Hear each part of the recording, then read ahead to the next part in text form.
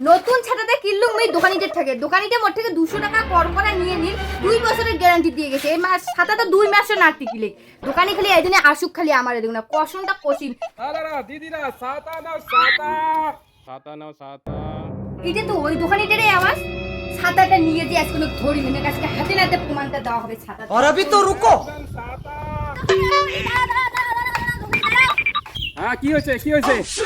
এই দোকানে তুমি কেমন ছাতা দিয়ে গেছে 2 বছরের বলে গ্যারান্টি 2 মাস না যেতে দেখলে ডান্টি ভাঙি গেছে ছাতা খোলে না শীত ভাঙি গেছে ছাতা ফুটা হয়ে গেছে এটা ছাতা নেই আর মোক নতুন ছাতা দেই। হ্যাঁ মুই তোমাক 2 বছর গ্যারান্টি দিছিলুম, সাথে মুই তোমাক 2টা শর্তও দিছিলুম। হ্যাঁ দুইটা শর্ত তো দিছিলেন। তাহলে কোন তো তোমাক কি 2টা শর্ত দিছিলুম মুই? ওহো হ্যাঁ তোমরা তো কইছিলেন দুইটা শর্ত। তোমরা কইছিলেন কি রোদত বীর করিবেন না ছাতা আর বৃষ্টিত ভিজিবেন না। তাতে নিশ্চয়ই তোমরা রোদে বার করছেন আর এটা বৃষ্টিতে ভিজাইছেন, ওর জন্য তোমার ছাতা এমন হয়েছে।